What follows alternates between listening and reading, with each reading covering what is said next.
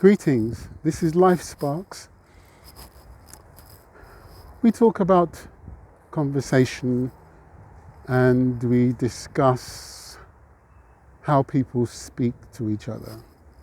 And if you look at these trees,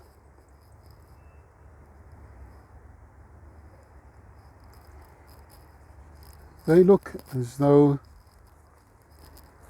they're broken. There's no connection.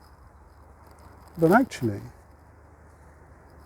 one way of looking at it is that actually they're at rest and they're having multiple conversations, just like every single piece of work here.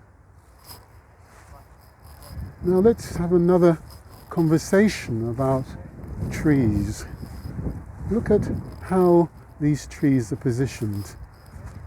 If we take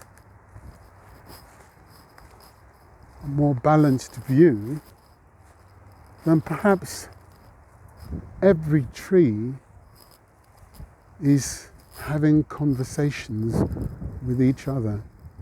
And all we do is we see them